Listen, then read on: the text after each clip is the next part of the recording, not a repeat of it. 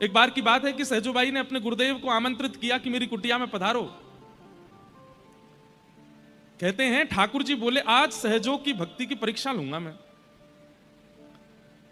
कैसी परीक्षा हुई कि सामने से गुरुदेव आ रहे हैं और गुरुदेव के ठीक बगल में देखा ये कौन आ रहा है, तभी देखते हैं कि श्याम सुंदर चले आ रहे हैं, ठाकुर जी भी आ रहे हैं। ठाकुर जी मानो देखना चाह रहे हैं, चल सहजो आज दिखा दे कौन को पहले पूजेगी, कौन को पहले वंदन करेगी, कौन को पहले उपकार करेगी।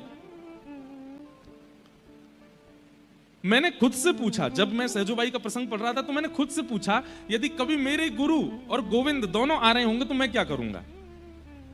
आप भी पूछो, अगर आपके घर आपके गुरु भी आ रहे हैं और साथ में श्री राधारमण जी भी आ रहे हैं तो आप क्या करोगे। तो मैंने मुझसे जब खुद से पूछा कि मेरे घर अगर ऐसा होता तो मैं क्या करता, तो मेरे मन में उत्तर आया मैं गुरुदेव को भी अपने बगल में खड़ा करके ठाकुर जी का स्वागत करता। पर सहजोबाई ने ऐसा नहीं किया। सहजोबाई यहां पर पुष्प थाल लेकर के खड़ी थी, गुलाब जल लेकर के खड़ी थी, हाथ में पंखा लेकर के खड़ी थी, भीतर आसन बिछा रखा था, गुरुदेव आमंत्रित थे। जैसे ही देखा कि साथ में गोविंद भी आ रहे हैं तो सहजोबाई तुरंत थाल रख करके दौड़ के गई और थोड़ी दूर थे गुरुदेव तो उनके बगल में खड़े ठाकुर जी का हाथ पकड़ा, खींच करके लाई और ला करके बोली जल्दी खड़े हो जाओ, लो थाल पकड़ो, ठाकुर जी गुरुदेव आ रहे हैं, पूजा करनी है उनकी।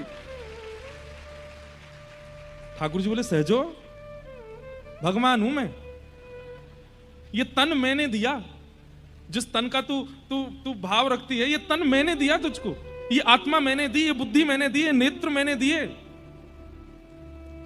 सहजो कहती है तन आपने दिया, बुद्धि आपने दी, नेत्र आपने दिए, पर इनका सदुपयोग उन्होंने दिया है, इनका सदुपयोग तो उन्होंने दिया।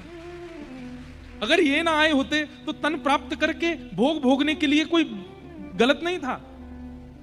तन तो आपने कितनों को दिया है, जीव आपने कितनों को दी, आंख आपने कितनों को दी, कान तो सबको दिए, पर वो अपने समस्त अंगों से गलत क्रिया कर रहे हैं। इसलिए तन देने का अभिमान मत करो ठाकुर जी, चुपचाप खड़े रहो, गुरुदेव आ रहे हैं। ठाकुर जी स्तब्ध हो गए, सहजोबाई की भक्ति। ठाकुर जी बोले अंत तो गत्वा मेरे लिए ही तड़पेगी, मेरी प्राप्ति के लिए ही तड़पेगी। बोले तड़पूंगी क्यों, बोले क्योंकि मेरी प्राप्ति करना ही जीवन का सार है।